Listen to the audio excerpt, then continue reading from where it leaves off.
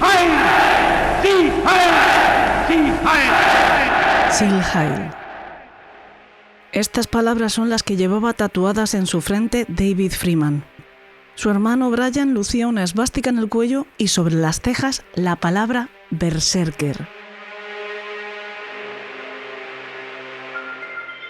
Benny Burwell, que era primo de ambos, también había grabado el nombre de los míticos guerreros salvajes nórdicos en su cara.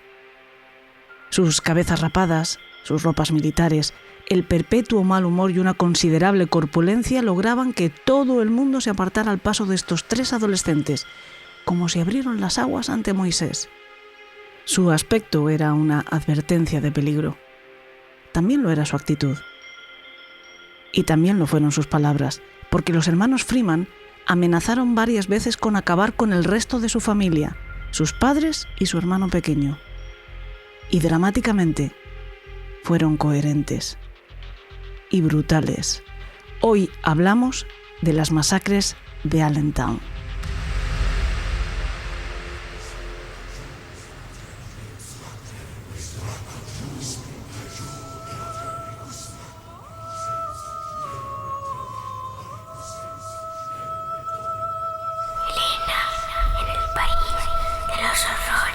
Con Elena Merino.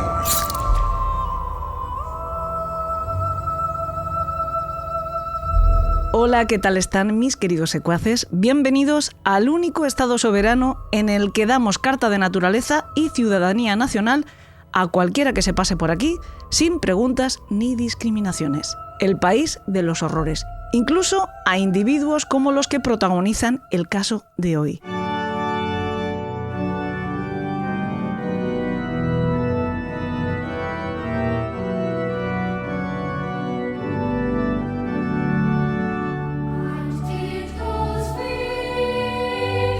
Brian era el hijo mayor de Dennis y Brenda Freeman. Estos dos se conocieron en 1969. Aunque ambos pertenecían a la comunidad de testigos de Jehová de la pequeña ciudad de Allentown, en Pensilvania, la mayor de este credo en los Estados Unidos, se encontraron en Brooklyn, trabajando para la Watchtower Bible Society, la organización matriz de este culto. Ambos pertenecían a familias muy devotas y muy activas en su congregación, por lo que recibieron sin objeciones la bendición de los ancianos, los ministros de su iglesia, para contraer matrimonio. Él tenía 25 años y ella 22.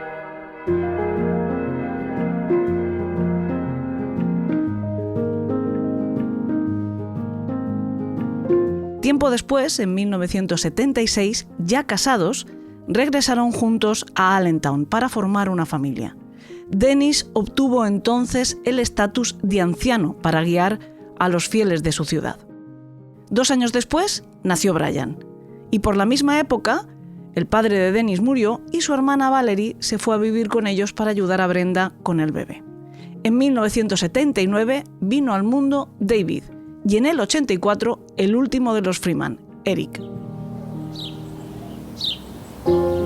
La familia vivía en Harrods Lane, una calle bastante tranquila de Salisbury, a pocos kilómetros de Allentown, en una casa de 2 plantas, con un baño, un salón, la cocina y los dormitorios que ocupaban el matrimonio, la tía Valerie y el pequeño Eric arriba, y los cuartos de Brian y David abajo, en el sótano. A poca distancia, cruzando la calle, estaba el Salón del Reino, el templo de los testigos de Jehová, donde Dennis ejercía su ministerio y donde toda la familia practicaba su fe. En 1986, Dennis aceptó el puesto como conserje en la escuela secundaria del distrito sur de Lehigh, mientras Brenda se ocupaba de la casa y de los niños. Todo era correcto, todo estaba bien. Y así seguiría si ellos seguían haciendo la obra de Dios. O eso creían.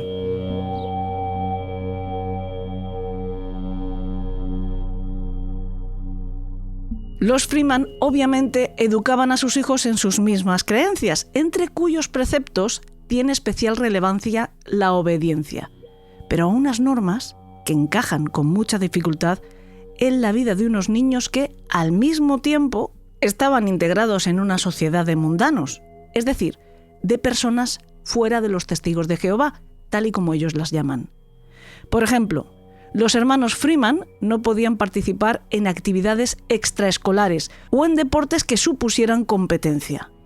No recibían regalos por Navidad porque no había Navidad, ni de cumpleaños porque está prohibido celebrarlos, de acuerdo con la doctrina Watchtower.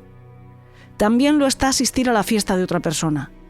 No hay Pascua, no hay Halloween, no hay Acción de Gracias, ni ninguna otra festividad establecida por la administración o por la religión de otros. En el colegio tampoco formaban ante la bandera ni pronunciaban su juramento cada mañana como hacía el resto de niños, porque los testigos de Jehová no creen en el gobierno. De hecho, llegado el momento, tampoco podrían votar, ni ir a la universidad. Tampoco podían relacionarse con otros niños que no formaran parte de su congregación. Cuando Brian y David eran muy pequeños, hacían lo que sus padres les ordenaban, pero no tardaron demasiado en cuestionarse todos estos mandamientos. Ellos veían que sus compañeros de clase pues tenían otra vida que parecía más divertida, que parecía más variada, más libre que la suya, más satisfactoria.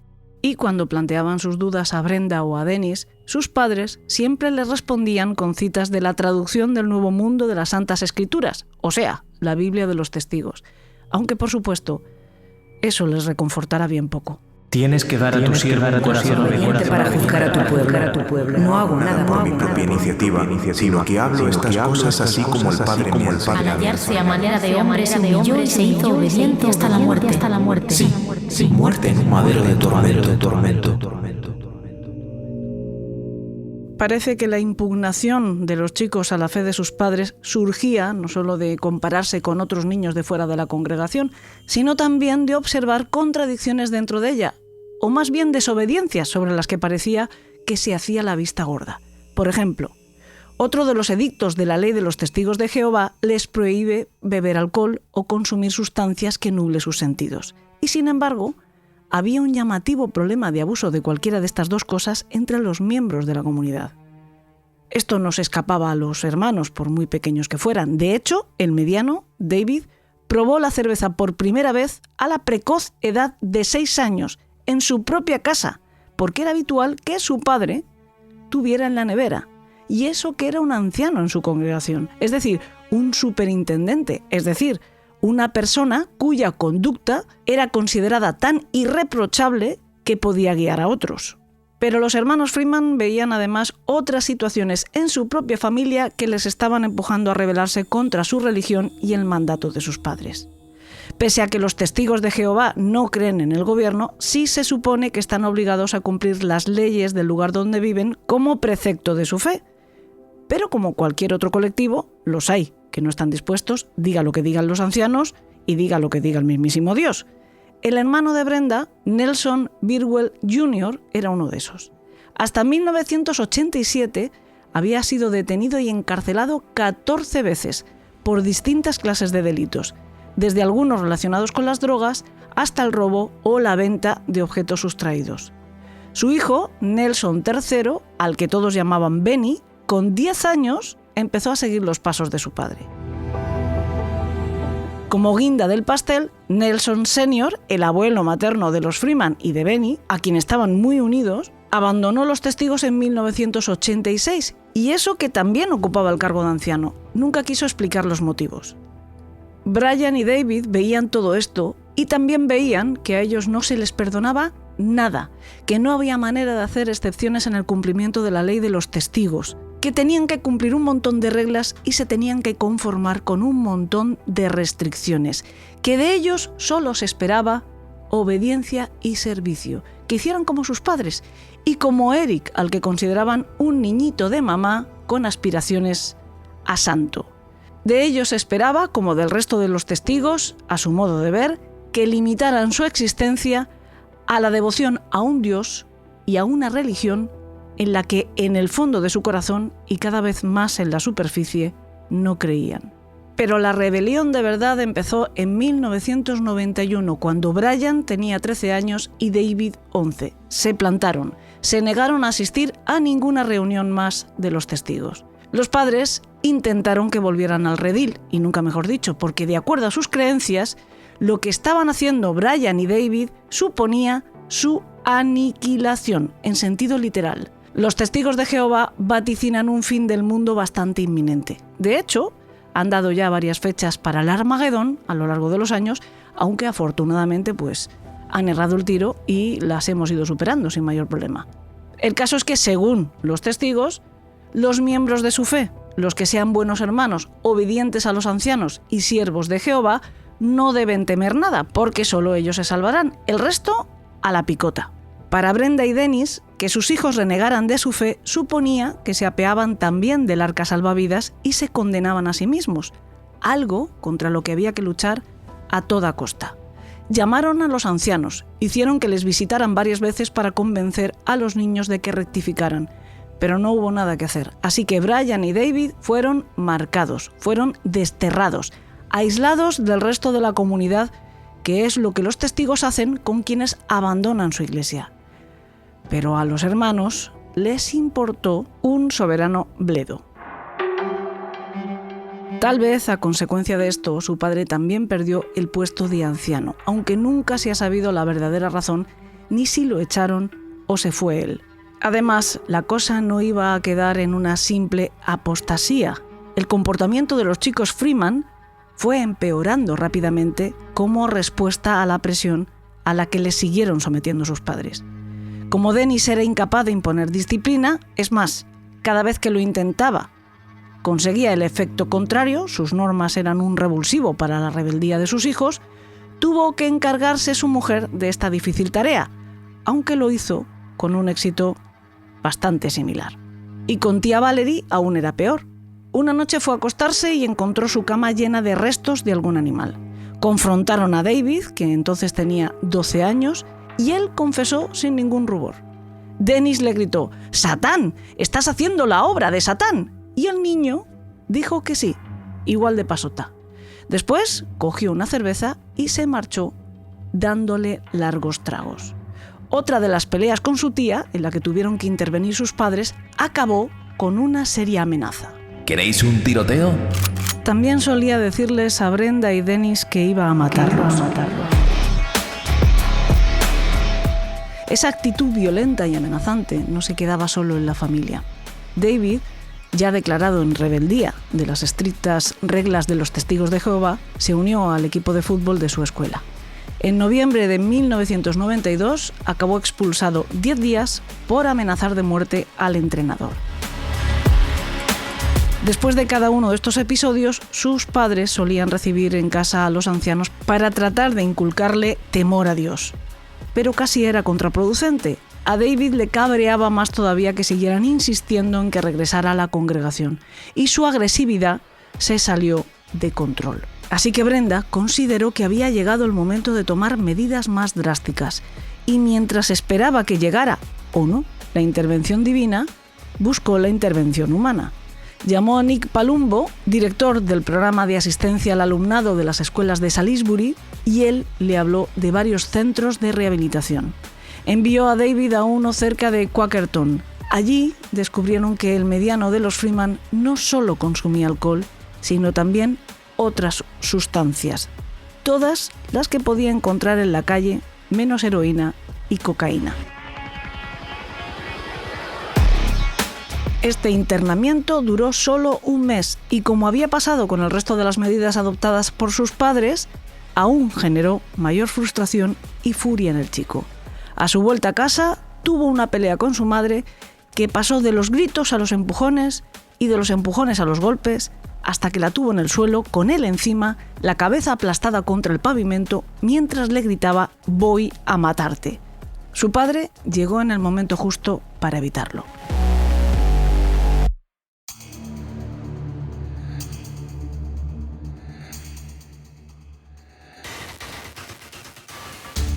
Ninguna de las dos partes estaba dispuesta a ceder, así que David fue de nuevo internado en un centro, el First Hospital en Wyoming Valley, durante otro mes. Al acabar, le propusieron para entrar en un programa de acogida Reed Shelter y fue enviado a Paradise School for Boys, una institución católica que el Estado utiliza como reformatorio para niños bajo su tutela. Durante su reclusión, fue evaluado por una psiquiatra, la doctora Caroline Crutchley, que en su informe explica que David quiso matar a sus padres desde que tenía 10 años, que lo único que le unía a su hermano mayor era el deseo de apalizar a su padre y nada en absoluto a su hermano pequeño, al que consideraba un lameculos. También confesó a su terapeuta que hacía fuera de casa todo lo que se supone que estaba prohibido, como beber, fumar, consumir estupefacientes o vandalismo. Y aquí aparece por primera vez su vinculación con el nazismo, solo que todavía de una forma bastante ingenua e infantil. David le dijo a su psiquiatra que le gustaba pintar símbolos nazis en las paredes. Todo esto lo hacía en solitario por miedo a que otros pudieran delatarle. La doctora Crutchley concluye su valoración con un pronóstico muy poco halagüeño. Tiene un alto riesgo de desarrollar en el futuro un trastorno antisocial de la personalidad. El pronóstico es muy reservado. David Freeman no siente empatía por los demás.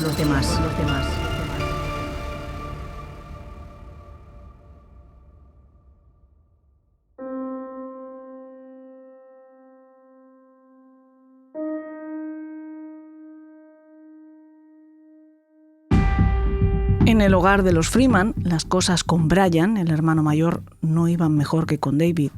Aunque aparentemente su violencia era menos explosiva, su insumisión a las reglas de la familia era absoluta. También su crisis interna. Cada vez que David provocaba una de sus peleas, en 5 de las cuales tuvo que intervenir la policía, Brian estaba por en medio. Ambos chicos eran muy inteligentes, por encima de la media. De acuerdo con su evaluación, David tenía un cociente intelectual de 110, pero es que su hermano lo tenía de 120. Pese a estar creciendo en una familia que les amaba, sentían que no eran la prioridad para sus parientes, ni siquiera para sus padres, que algo muy poderoso estaba por encima de ellos: la religión, que para estos chicos no era más que una herramienta de control contra la que sublevarse. Ambos se sentían desarraigados, sin vínculos, sin pertenencia a ningún lugar. Esa sensación se incrementó en Brian cuando su madre también lo mandó a un centro de rehabilitación. Y allí encontró un cabo al que asirse, solo que esa cuerda estaba en llamas. En una de las instituciones donde lo internaron, conoció a otro chico, lleno de tatuajes de calaveras cruzadas con tibias y esvásticas. Brian le preguntó qué significaban, y su nuevo amigo se identificó como skinhead y le dio a Freeman un lugar al que pertenecer. Yo no creo que todos los hombres estén creados iguales. Yo creo que hay hombres y hay animales, y creo que los blancos arios son hombres y mujeres, y cualquiera que no sea blanco ario es un animal.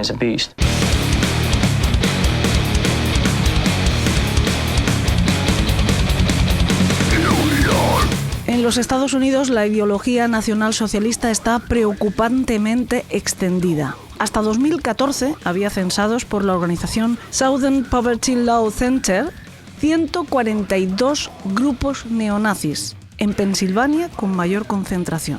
Y el problema era aún mayor en los años del suceso que les estoy contando. Según el Washington Post, en los 90, solo en Pensilvania había 64 grupos de estas características que provocaban cientos de incidentes con menores de 20 años involucrados. En realidad funcionan como una secta y captan a los chicos, sobre todo en su adolescencia, que es un momento vital en el que es fácil sentirse desubicado o desarraigado. Les ofrecen una nueva religión con un cóctel de opciones que en realidad aparentemente deberían de ser inmiscibles: el cristianismo y el racismo. Tipos como Mark Thomas, uno de los líderes supremacistas blancos, predicaban en su rancho, convertido en un lugar de culto skinhead, sus ideas de odio, cosas como las que han escuchado al amigo de Brian antes. Thomas hablaba para su grey de cabezas rapadas, los Christian Posse Comitatus, entre los que solían estar los hermanos Freeman y su primo Benny, y les contaba que los blancos son descendientes de Abel, el hijo bueno de Adán y Eva, asesinado por su hermano Caín. El resto de las razas son consideradas simples bestias de campo. Brian volvió a casa desde el centro de rehabilitación como un caballo de Troya, portando el virus del odio racial nazi en su interior, y pronto lo contagió a su hermano David, que ya era en sí mismo un caldo de cultivo perfecto para que la infección se extendiera con éxito rápidamente. La glorificación que los Skin hacen de la violencia les dio una sensación de poder y la mentalidad de manada les proporcionó la sensación de seguridad que no tenían en su propia familia. En cuanto a Benny, que era inseparable de sus primos, tanto que los llamaban los tres mosqueteros, lo de unirse al movimiento skinhead fue porque sonaba divertido. El chico Burwell, al contrario que los Freeman, tenía un cociente intelectual más bien bajo.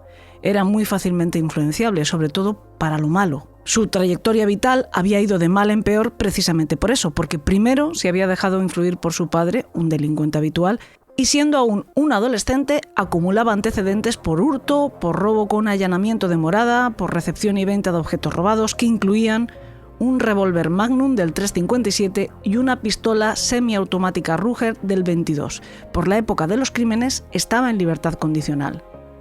Y ahora, además, se dejaba llevar por la ideología de David y de Brian. Así que, como ellos, se afeitó la cabeza y empezó a vestir uniforme, chaqueta bomber y botas Dr. Martens.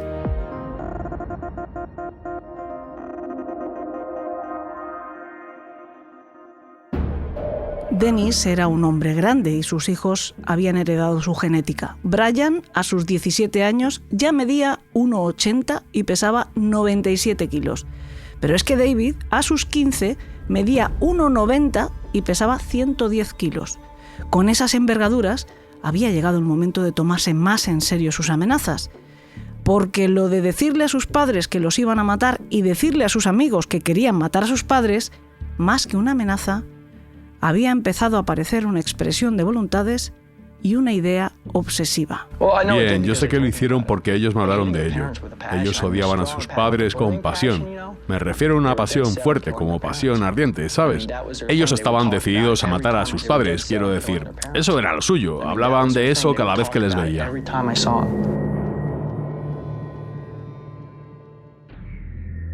Los hermanos mayores también se habían convertido en un peligro para Eric. La tía Valerie, en diciembre, había tenido que irse a vivir a otra parte porque fue la única solución que le dio su hermano, por su propia seguridad, ante el deterioro precipitado que estaba sufriendo su relación con sus sobrinos, especialmente con David. Aún así, visitaba con mucha frecuencia a la familia. Una de las veces habló con Eric. Le preguntó qué tal iban las cosas con los otros dos. Y el niño le dijo: «Nunca se sabe cuándo va uno a morir». Y le pidió que se llevara con ella a su perro porque temía que sus hermanos le hicieran daño. Dennis estaba superado por la situación. Brenda, sin embargo, estaba asustada y preocupada a partes iguales. Quería ayudar a sus hijos, pero también quería mantener a salvo a la familia. Pidió ayuda, llamó a todas partes. Cuando comprendió que los ancianos de su congregación no iban a poder ayudarla, acudió a la Liga Antidifamación B'nai B'rith, una organización judía americana que lucha contra el racismo y la xenofobia. Le explicó a su director regional, Barry Morrison, que había perdido el control de sus hijos y que no sabía qué hacer. Le contó varios de los episodios violentos que había vivido, incluso uno en el que Brian la había retenido contra el suelo, como hizo David en su día, solo que Brian la había amenazado con un hacha. Le explicó que su marido dormía con un bate de béisbol bajo la cama por si tenía que defenderlos. Pero también le dijo que nunca había presentado cargos contra sus hijos porque, a pesar de todo, no quería perjudicarles. Y que fundamentalmente necesitaba consejo y alguna sugerencia sobre qué podía hacer. Morrison le dijo absolutamente nada. Fue un intento baldío por parte de Brenda por lograr cualquier clase de asistencia. La mujer también llamó a la Comisión de Relaciones Humanas de Pensilvania, un organismo de control de grupos de odio, y a Tough, una organización para padres con hijos problemáticos. Pero tuvo el mismo resultado. Nadie parecía poder o querer ayudarla. Así que se las tuvo que ingeniar sola. Y como a grandes males, grandes remedios, Brenda decidió ser contundente. Empezó por hacer una redada en la habitación de Brian y David. Entre su marido y ella se deshicieron de toda la parafernalia nazi, pósters, libros, panfletos, ropa, etc. Y así encontró el cuaderno Death Note de su hijo mayor, donde registraba los atentados Skin en todo el mundo, pero también los asesinatos satánicos y de chicos que habían matado a sus padres. De nuevo, la medida disciplinaria tuvo el efecto contrario al buscado. Pero Brenda no tenía ninguna idea más, no se le ocurría una solución alternativa, así que siguió por el mismo camino. El 4 de febrero de 1995 vendió el coche de sus hijos. Al día siguiente, ellos se tatuaron la frente. Brian se hizo escribir la palabra Berserker. Ese era el nombre que pensaba ponerle a su propia banda de skinheads. David fue más explícito. Se grabó el saludo nazi, Sieg Heil. Poco después, el primo Benny siguió sus pasos y copió el tatuaje de Brian justo donde comienza la línea del cabello. El día 23 de ese mes, Brian fue expulsado del colegio por 5 días por hacer dibujos racistas y lascivos en un cuaderno de exámenes. Ya no volvería más.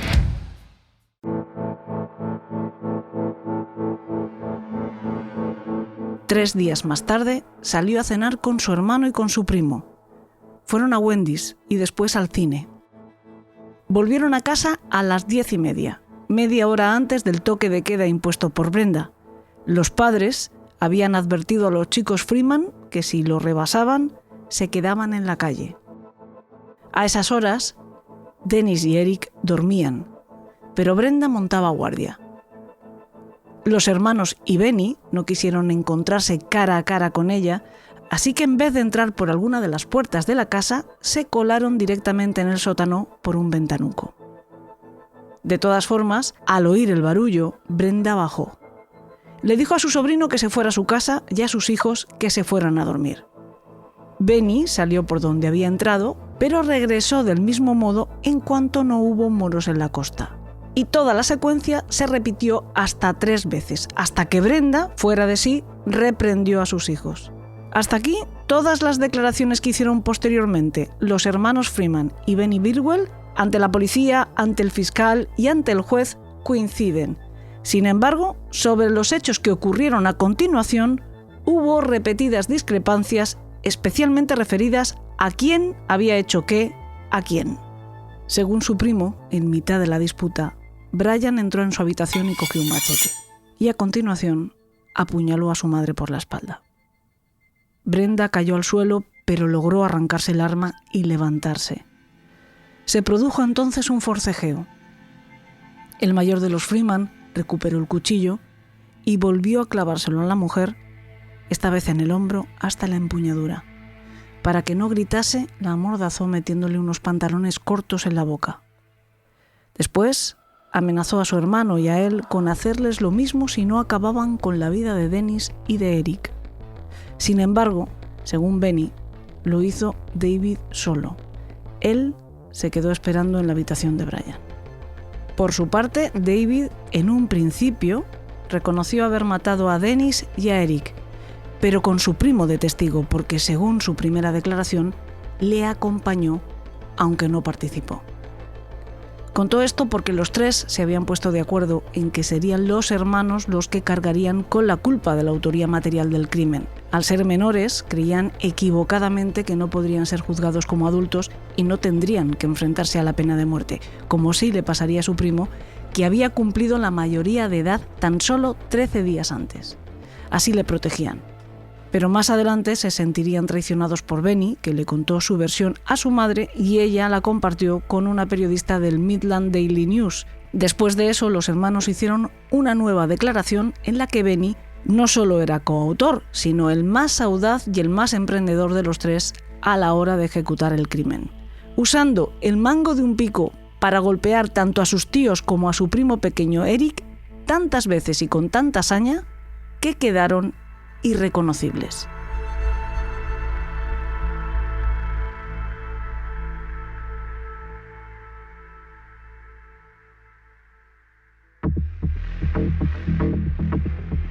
La historia vuelve a ser común a partir del momento en que los tres se dieron a la fuga. Benny cogió $200 de la cartera de Dennis. Sus primos se cambiaron de ropa, pero él no pudo hasta que compraron unos vaqueros nuevos en una parada de camiones en Ohio. Tiró los que estaban manchados de sangre en algún punto de la Ruta 80. Huyeron en el coche de Brenda, un descapotable, un Pontiac Sunbird. Ya en marcha decidieron el rumbo. Brian sugirió ir hasta Hope, en Michigan, a casi 1000 kilómetros de distancia, a la granja de Frank Hesse, un amigo skin al que había conocido en un concierto en Nochevieja. Hubo algún momento en el que se plantearon volver y amañar el escenario haciendo que pareciera un robo, pero escucharon por la radio la noticia del hallazgo de los cuerpos y su propia descripción detallada porque la policía los buscaba como sospechosos y solicitaba ayuda ciudadana.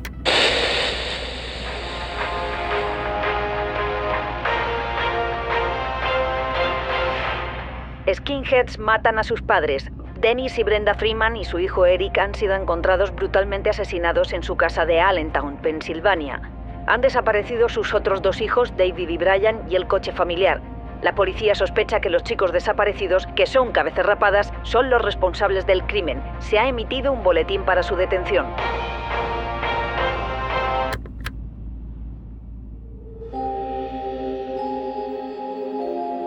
El asesinato fue descubierto por Valerie al día siguiente de producirse. Sobre las 5 de la tarde fue a casa de su hermano y enseguida notó algo raro.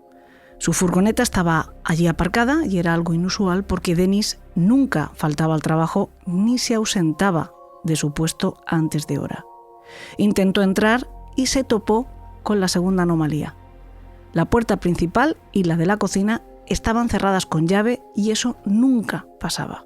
Valerie tenía su propia llave, pero antes de usarla dio una vuelta hasta llegar a la fachada lateral, donde unas puertas corredizas de cristal daban acceso al jardín. En su caso, le dieron acceso al interior de la vivienda porque éstas sí estaban abiertas. Dentro todo estaba a oscuras y muy frío, pero ella empezó a llamar en voz alta. No se fijó en el bate de béisbol ensangrentado que había apoyado en la vitrina del comedor, ni entró en la cocina para encontrarse un par de cuchillos manchados también con la sangre de su familia en el fregadero. Ella siguió hacia la habitación de su sobrino pequeño.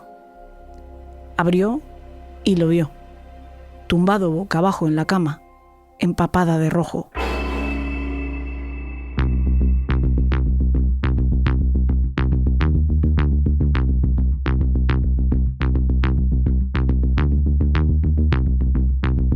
Salió corriendo hasta la casa de los vecinos y desde allí llamó a la policía.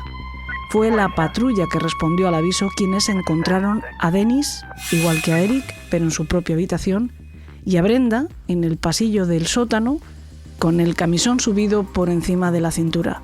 Junto a su cuerpo había un cuchillo y cerca además una barra de pesas de gimnasio que habían utilizado para rematarla golpeándole la cabeza. Detrás de ella, en la pared, habían dibujado 2 esvásticas.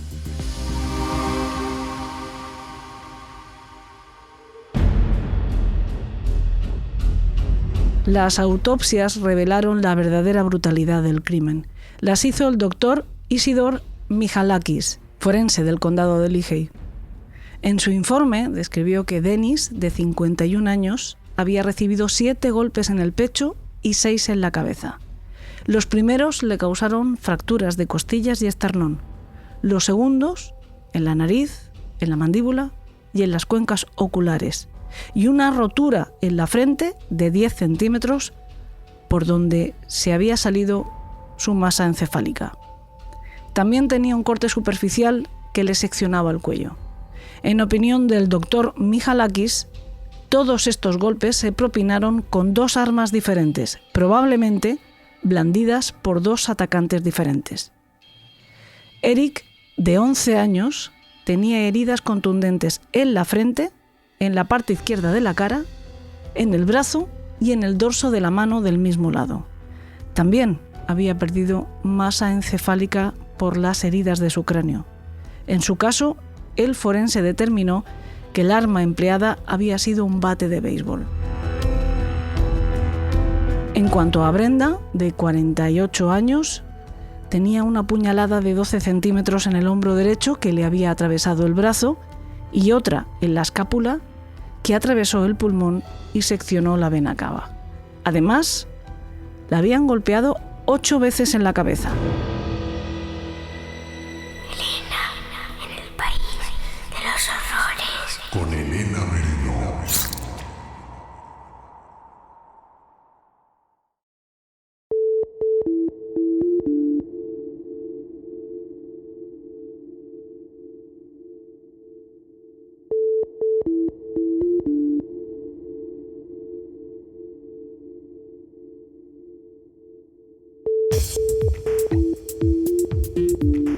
Después de que se pasara el comunicado de prensa con la foto de David y Brian, la noticia corrió como la pólvora y con el aspecto de los chicos, 3 cabezas rapadas enormes, con las palabras Sieg Heil y Berserker tatuadas en la misma frente nada menos, era imposible que pasaran desapercibidos demasiado tiempo.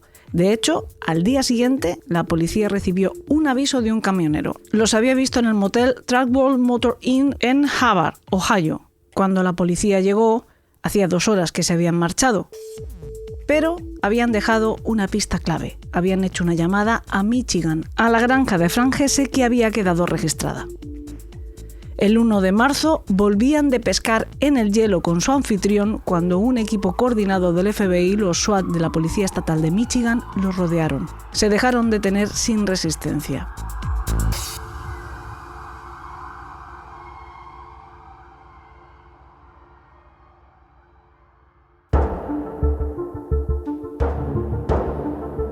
Brian y David iban a recibir 3 cargos por asesinato, pero en principio Benny solo sería acusado de saltarse la condicional, cambiando de estado, y obstaculizar la detención de sus primos conduciendo el coche que les ayudó a escapar. Eso sería hasta que David y Brian se sintieron traicionados, como les he contado antes, al leer el artículo del Midland Daily News que revelaba, a partir de las declaraciones de su madre, la versión que Benny estaba contando a la policía, donde parecía mucho más inocente de lo que habían pactado y sus primos mucho más asesinos. Los 3 habían acordado en principio que los menores cargaran con la culpa principal, convencidos de que no podrían ser juzgados como adultos. Pero las leyes de Pensilvania, donde habían cometido el crimen y donde habían aceptado ser extraditados, dictaban todo lo contrario. Los menores acusados de asesinato son juzgados como adultos y además allí hay pena de muerte. Los hermanos entonces accedieron a hacer una declaración completa dando detalles ciertos sobre lo ocurrido con 3 condiciones: que el fiscal no pidiera la pena de muerte para ellos, que irían a juicio y que concederían una entrevista a un periodista de su elección. El 6 de marzo, mientras estaban dando sepultura a Brenda, a Dennis y a Eric, sus asesinos prestaban nueva declaración.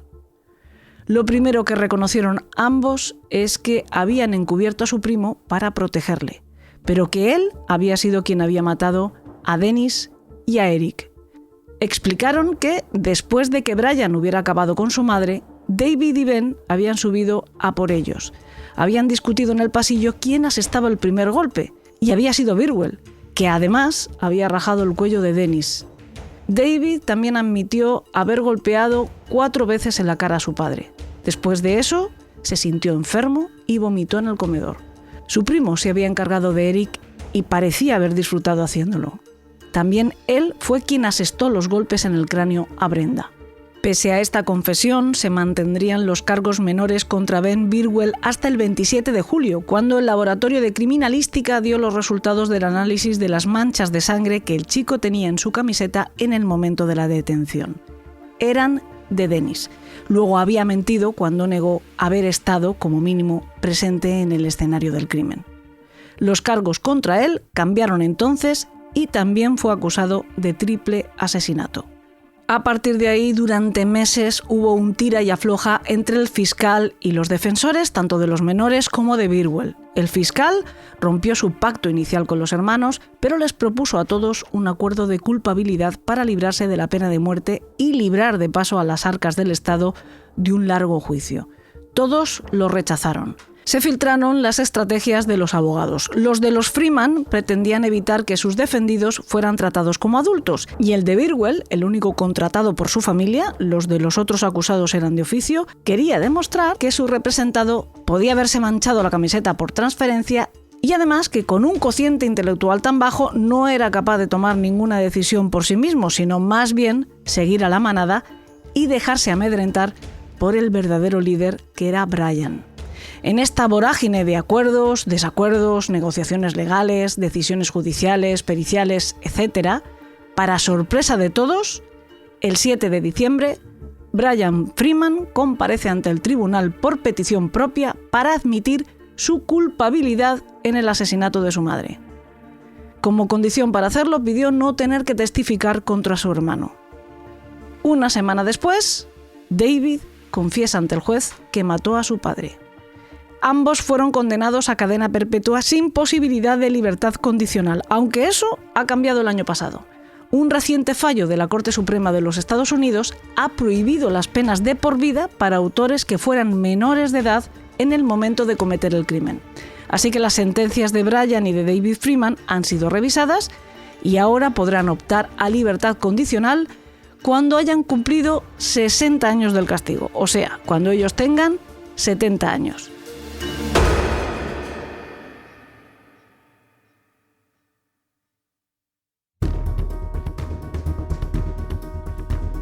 El fiscal reiteró su propuesta también a Ben Burwell, pero volvió a rechazarla para ir a juicio.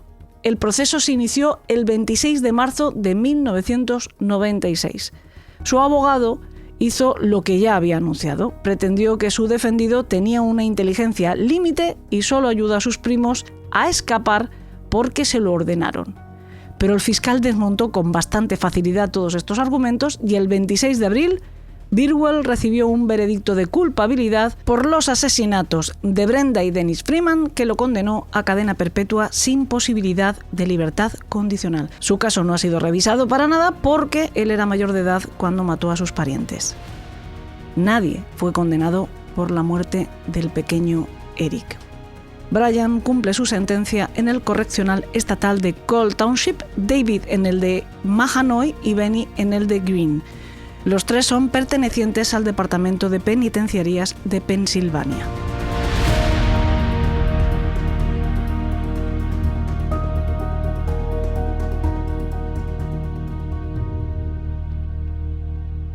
Pero este crimen tiene un epílogo terrible, porque este crimen parió otro crimen, un asesinato copycat.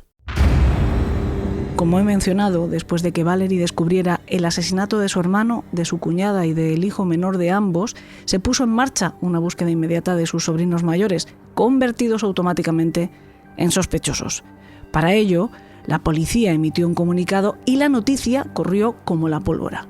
En pocas horas, la imagen de Brian y de David Freeman había recorrido el país entero.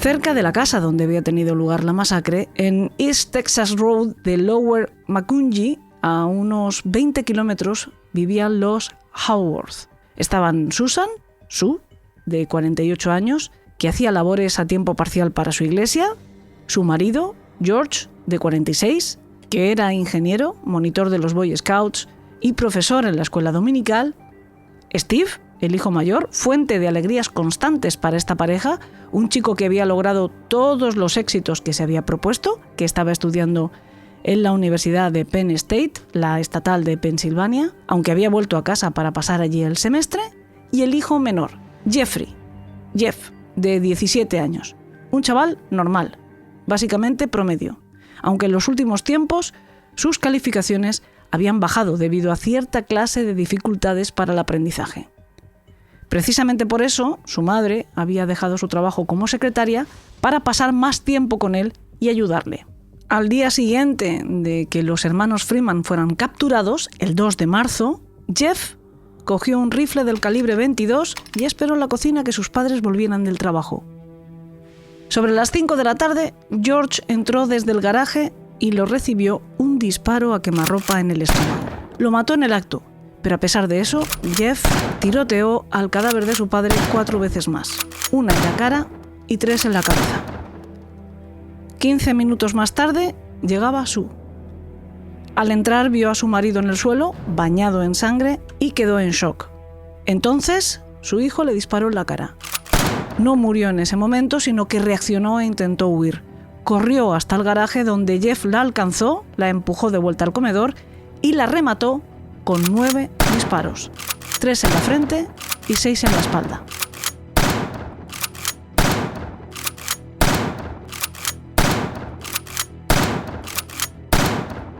Después, el chico se lavó las manos en el fregadero, cogió el rifle, cogió una escopeta del 12, 500 cartuchos de munición y equipo de acampada. Lo metió todo en el coche de su madre, un Chevy Lumina de color rojo, y volvió para escribirle una nota a su hermano. Te dije que lo haría, Steve. No puedes decir que no te lo advertí. Efectivamente, Jeff le había dicho a su hermano que quería matar a sus padres, pero ¿quién le iba a tomar en serio? Había estado viendo obsesivamente las noticias de los Freeman y los había llamado tontos por dejarse coger. Le había explicado a Steve que a él no le pasaría, pero sí le pasó. Jeffrey condujo hasta que se quedó sin gasolina y con solo $2 en el bolsillo. Salió de la autopista 70 a la altura del condado de Callaway, en Missouri, y montó un pequeño campamento en el bosque, como le había enseñado su padre en los Boy Scouts. Y allí lo encontró la policía. Sobre las 11 de la noche del día siguiente al crimen, vieron el coche, comprobaron las matrículas y se sentaron a esperar.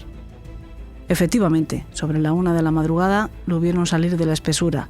Lo detuvieron sin resistencia.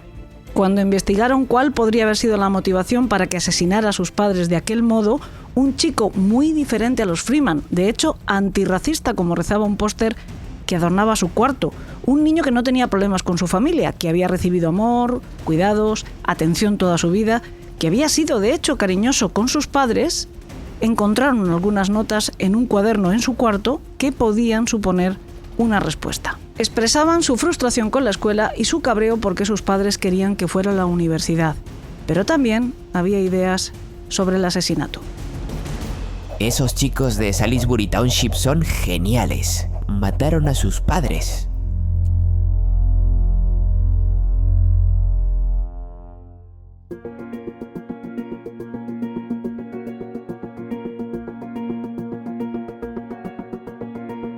Jeff esperaba que se hiciera una película con su historia. Eso no ocurrió, es más, su crimen pasó bastante desapercibido. Su juicio tuvo lugar en otoño de 1995. La estrategia de su abogado, Dennis Charles, fue alegar que su defendido sufría una enfermedad mental y por lo tanto tenía que ser exculpado por razón de locura. Presentó a Howarth como un adolescente que había sufrido una lesión cerebral y que prácticamente no tenía habilidades para afrontar la situación. Un chico que se había ido volviendo cada vez más solitario y enfermo desde que era pequeño.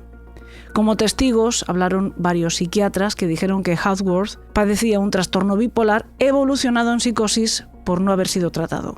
Uno de ellos contó que el acusado le había reconocido estar deseando matar a sus padres desde los 5 años, aunque su plan era esperar hasta los 30 y acabar con ellos a machetazos, pero que el asesinato de los Freeman lo había inspirado y lo había animado a adelantar sus planes.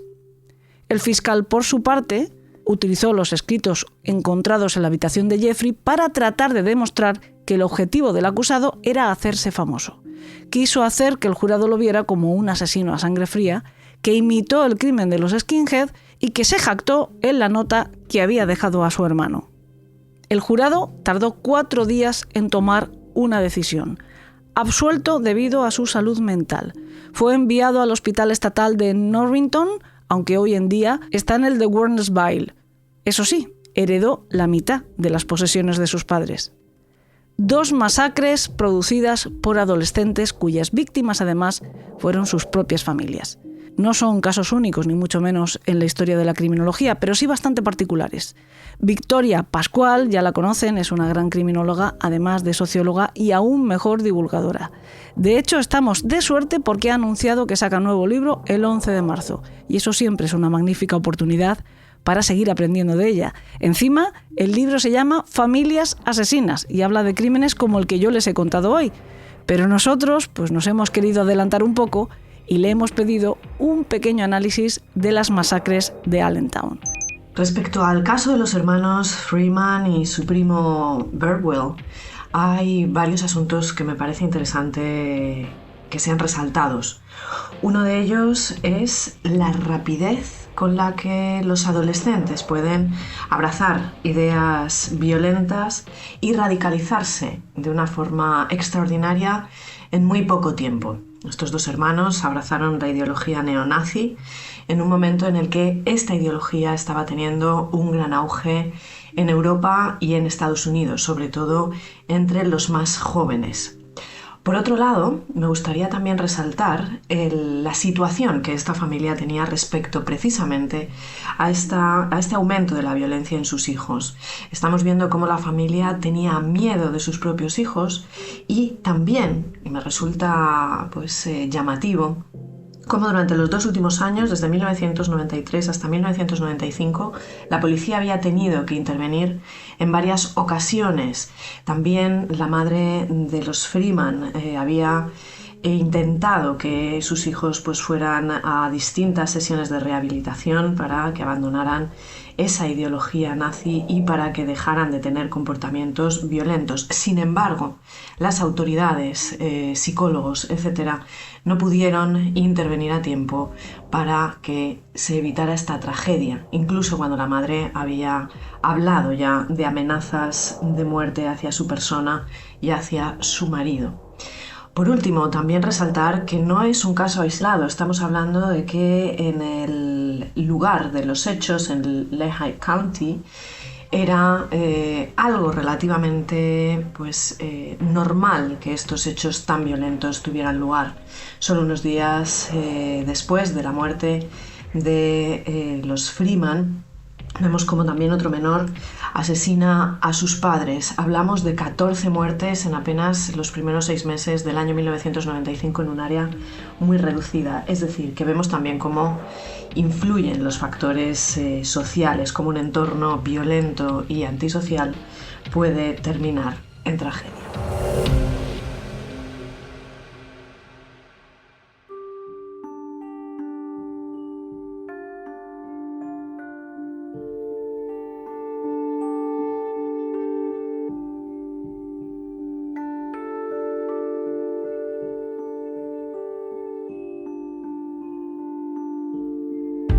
La semana que viene Victoria estará de nuevo con nosotros para contarnos el crimen de los hermanos Menéndez. Será en el programa para suscriptores que podrán encontrar en nuestros canales en las plataformas iVoox y Apple Podcast. Recuerden que ser suscriptor cuesta una cuota mínima de 1,5 € al mes y les da acceso durante todo ese tiempo a nuestra fonoteca completa, más de 500 programas de pura crónica negra o true crime, como prefieran llamarlo. Espero que se animen. Este programa suena así de bien gracias a la magia de Yes We Cast y a su hábil hechicero Alberto Espinosa. Y existe gracias a ustedes, así que vuelvan la semana que viene. Hasta entonces que tengan dulces sueños.